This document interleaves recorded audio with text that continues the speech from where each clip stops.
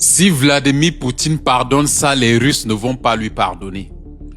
L'Ukraine vient de frapper la plus grosse usine d'Amazon en Russie, qui comporte 13 000 ouvriers, mesdames et messieurs, et 250 000 hectares. Oui, l'Ukraine a détruit ça. Et la question qu'on se pose, c'est que les dirigeants occidentaux sont champions dans les éliminations ciblées. Mais pourquoi depuis que ce conflit dure, on ne veut pas toucher le palais présidentiel à Kiev? Pourquoi? Pourquoi jusqu'à présent, les Orechniks russes qui frappent Kiev depuis n'ont pas touché le centre des décisions à Kiev? Mais pourquoi?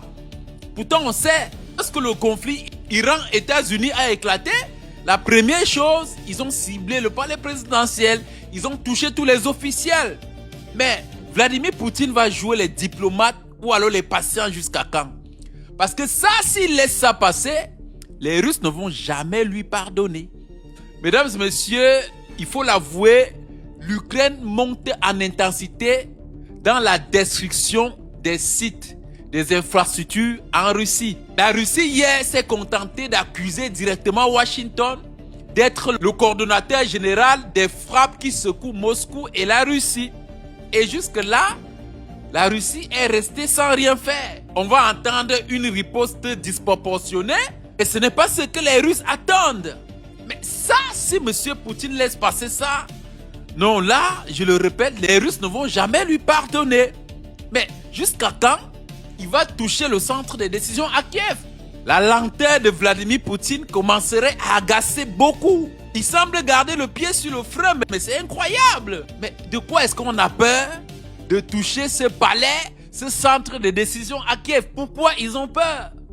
Qu'est-ce qui se passe?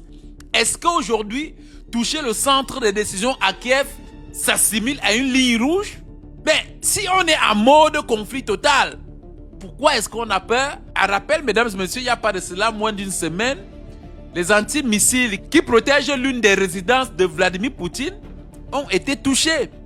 Et on ne comprend pas jusqu'à présent comment les Ukrainiens ont la détermination de toucher même la personne de Poutine.